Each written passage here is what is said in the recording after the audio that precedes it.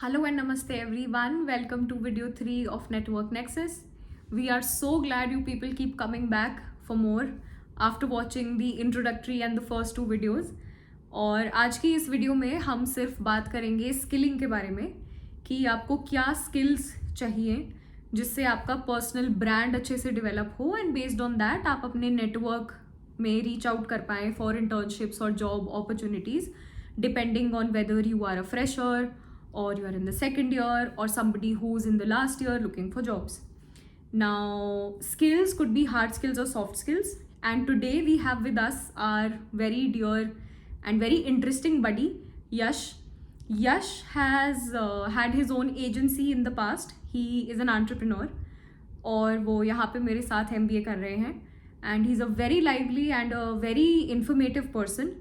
So make sure you listen to this video very carefully. And whatever he says, I hope it's relevant for you and you take out some value from it. So let's see what he has to offer us. To be very honest, if we understand, so India has a population of about 1.3 billion people. Out of that, almost 4 or 5, 600 million people are employed, but only almost 100 million people are actually in the corporate sector, right?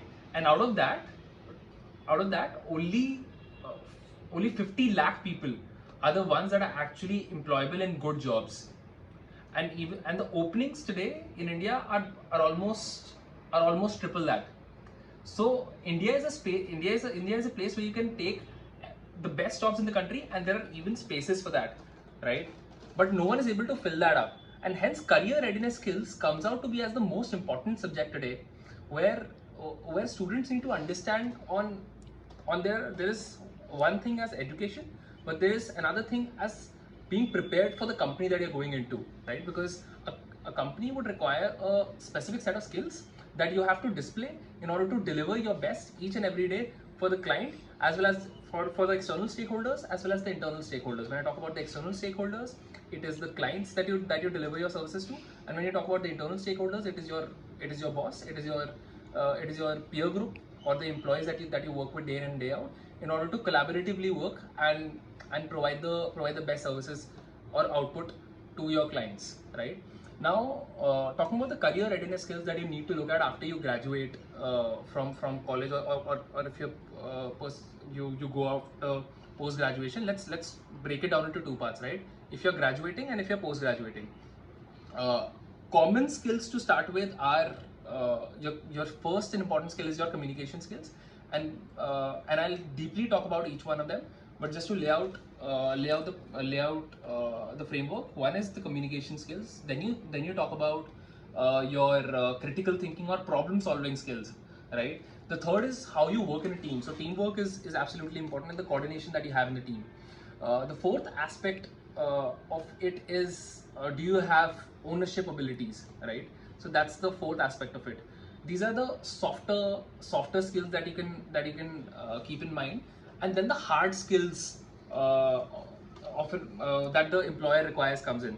Under the hard skills, it really is dependent on which company or which sector you are applying into, what function you are applying into, right? That comes into the picture.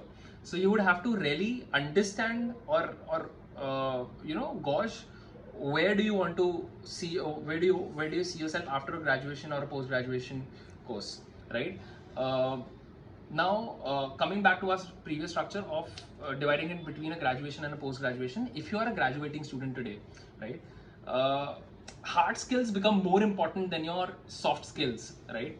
When I talk about hard skills, again, you have to define the function that you're going into and define the sector that you're going into. Mostly you define the function, which is either can be finance, marketing, HR, or supply chain, right? All these four, 5 functions that you can look at. Once you define that, there will be specific hard skills there. But a few hard skills that you can obviously look at, which is used across sectors, is your Microsoft suite, right? That is very important, which includes Microsoft Excel, Microsoft Word. Your PowerPoint, your presentation skills are absolutely important. Then you look at certain data-driven tools, which can be your SQL, your Python, right? These are all when you go to entry-level jobs in data. I think you will be required to use those tools, etc. So those are the hard skills that you would need to conquer, right? When you are approaching after directly after a graduation. Uh, Also, when you're approaching for jobs after graduation, keep in mind that they would definitely test you for your communication. That becomes very important. So your hard skills combined with your communication skills will actually land you a job, an entry level job somewhere. When you talk about your post graduation, that is where everything comes into the picture. The hard skills, you can decrease the level of your hard skills, but you definitely have to ace on your soft skills. I think that becomes absolutely essential. I think this is the broader framework, and that is why your career readiness skills becomes absolutely important for you to land a decent job that you today aspire to go into. Now, why is communication skill is so important today? If you look at the history of mankind, people first started with the sign language, then they started with making people understand. So first people started with writing something on the wall, right? Then they started with a certain sign language, and finally people started developing some languages where they can interact in different modes in order to communicate freely with each other, and in order for commerce finally to happen. In today's world, when you're applying for jobs, right? You're essentially facilitating commerce, to be very honest. So communication skill becomes the number one skill today to tackle, and actually it's the biggest problem of most employers, not just in India but across the globe when it comes to hiring people, right? There's a stat, right? 80% of the people get rejected because they lack the right communication skills. So basically, if you want to come into the 20% of the bracket, you just have to fix your communication skills. I think that's the motivation that you require. So just to talk about the level of importance after you apply after undergrad as compared to postgrad, is when you're applying after undergrad, the communication skills can be you can be fair in communication, but when you're applying after undergrad, I think you'll be exceptional at communication skills. So that is something that you need to see at where you are in your journey of practicing communication. Now I'll broadly give you a structure and divide communication skills into its parts, right? First is communication skills can be divided into almost three parts, and then it can be further divided. Just to start with, it is first the listening skills, which is actually 70% of the game. People don't understand it, but listening skills actually comprises 70% of what communication is. Then it's speaking, which is almost 20% of the game, and finally is writing skills, right? On how do you have a flair for writing? How can you, right? So that's the third part of things. Now I'll tackle one at a time. When we talk about listening skills, actually let's first talk about speaking skills, because that's the meaty part. Speaking can be further divided into how clear and concise do you practice your communication, how much assertive you are in your communication, and can you, and when I talk about assertiveness, an aspect of storytelling also comes in, so that the other person is interested in what you're saying. And finally there's a point of empathy, on whether do you practice empathy during your communications, and maybe while speaking also, do you understand and give feedback in the right way to whoever you are communicating with. Now breaking down each of these, when we talk about clear and concise communication, we talk about how say you're in a corporate setup, right? You're chatting with say one of your colleagues. It becomes very essential to give them the right project details, and by right project details, you need to understand what that person requires today. Before communicating to that person, you need to understand what they require today, what are these 4-5 data points that they require today, in order for him to take an action on that. So always think of your communication as on how another person can take an action on your communication, and that is what will define your clarity and conciseness of your communication. If another person is able to take action on your communication, that is when you know that your communication is 100% concise, right? A great example of clear and concise communication is our own Prime Minister, which is Narendra Modi.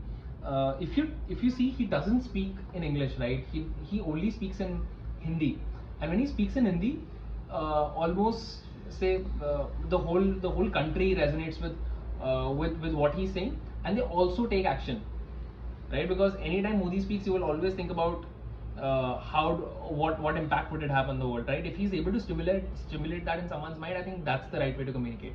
So clear and conciseness is the first part. The second is assertiveness and how to story tell, right? Uh, when I talk about when I talk about this aspect, actually it makes up the bulk of how you speak. Every time that you speak in a flow that the other person remains interested in the conversation and don't lose out of that conversation. If that is happening, then rest assured, it's not just clear and concise, but you're also making someone interested in your communication, so the message passes 100%. Now this aspect becomes very important in today's world, especially in the era of smartphones, because our attention spans have gone down.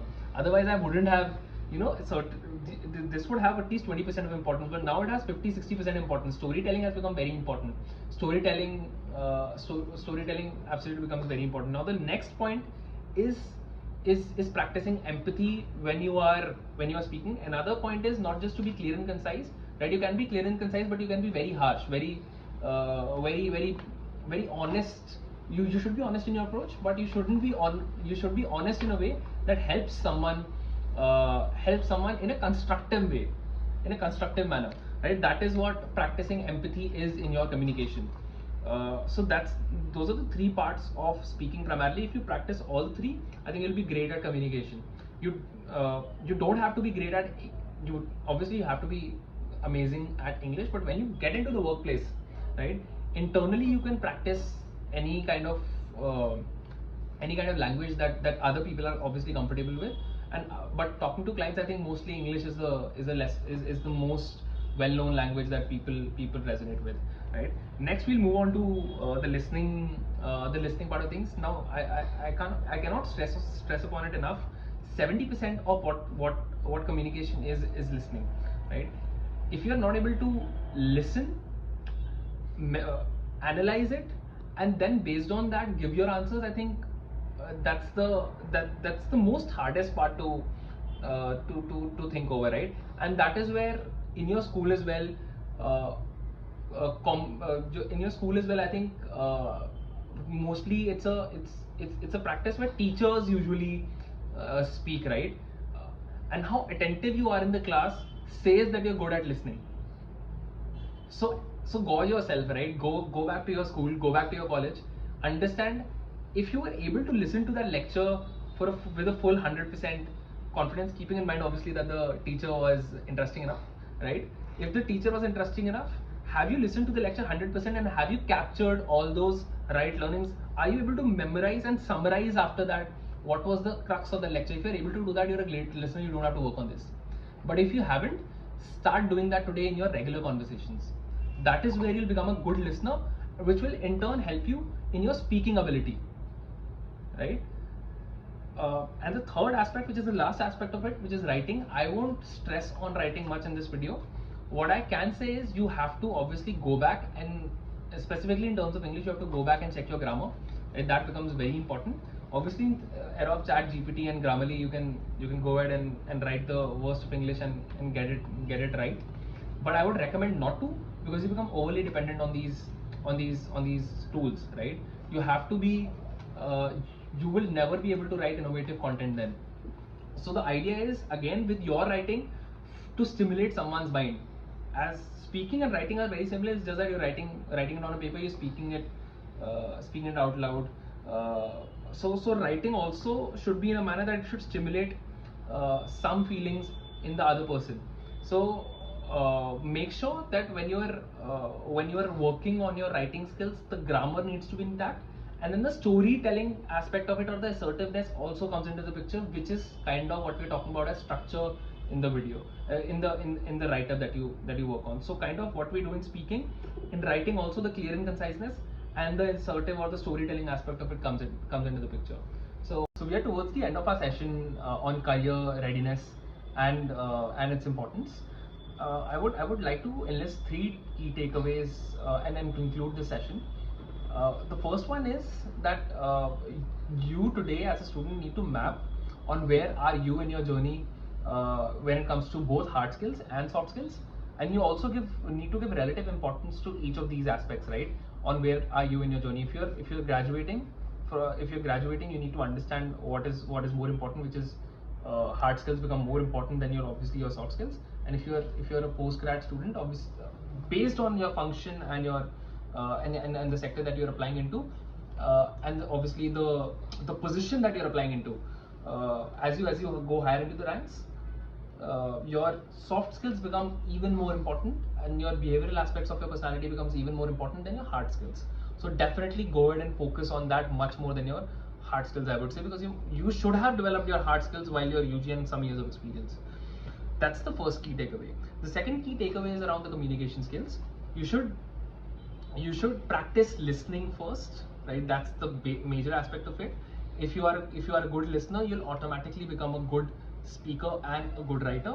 So go ahead and try. If you understand, first gauge your attention span, right? If you are not good at attending to people or attending to anything, say apart from movies, go ahead and try to consciously talk to people and hold a conversation with them, and then figure out on what is your attention span, right? Where do you lose out on that key attention on that particular person, and then try to summarize the other person's conversation, right? Make sure you give them the right mannerisms during the conversation to give the other person a lot of confidence that yes, you are listening to them.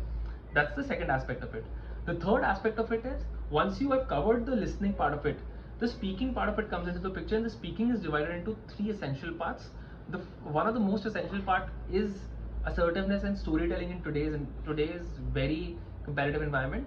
And in order to crack jobs, you need to be a good storyteller. So make sure you practice your storytelling skills apart from just being clear and concise and practicing empathy, right? Empathy comes not when you're interviewing, but when you're inside the company mostly. So when you're talking about when you're focusing on your improving your interview skills, definitely focus on being clear and concise, having the right structure when you're speaking, and focus on storytelling. But when you're in the organization, empathy takes a lot more. Practicing empathy in your conversation becomes a lot more important, right? And that is when you build relationships. So I hope Yash ने आप लोगों को जो भी बताया, आप लोगों को उसमें से कुछ चीज़ें समझ आई जो अब आप अपने असाइनमेंट्स के थ्रू करेंगे. So this week we have very interesting assignments. As I had said in the beginning of this video कि ये वीडियो देखने के बाद आप ये जज कर पाएंगे कि आपको क्या स्किल्स की ज़रूरत है और किस तरह से उन्हें बिल्ड करना चाहिए depending on whether you need an internship और अ जॉब. तो that is exactly what the assignment is. The first part is, आपको पहले इंटर्नशिप्स और जॉब पोस्टिंग्स देखने हैं एंड उनमें से बस पढ़ के ये समझना है कि उनमें किस तरह की स्किल्स चाहिए. फिर दूसरा पार्ट है असाइनमेंट का ये कि आप अपने लिए एक प्लान बनाएं कि उसमें से जो स्किल्स आपको लगता है उसमें आपको मेहनत करने की ज़रूरत है, आप कितने टाइम में और किस तरह से उन स्किल्स को एक्वायर कर सकते हैं. And the last part is, you have to prepare a pitch for an internship or a job. Now, what exactly is a pitch? Pitch is when you tell the recruiter in your own words, on your own terms, about why and how would you be a good fit for the job. Now, skills are a very important part of preparing your pitch. So, आप ये ध्यान रखिए कि जब आप ये pitch बना रहे हैं अपने लिए to tell a potential recruiter कि why you are good for a job or fit for a job or an internship for that matter, आप अपने skills पे बहुत अच्छे से focus करें. And if in case you people require more details about the assignment, तो हर बार की तरह हमने description में assignment का document और आपके buddies का email ID भी दिया हुआ है.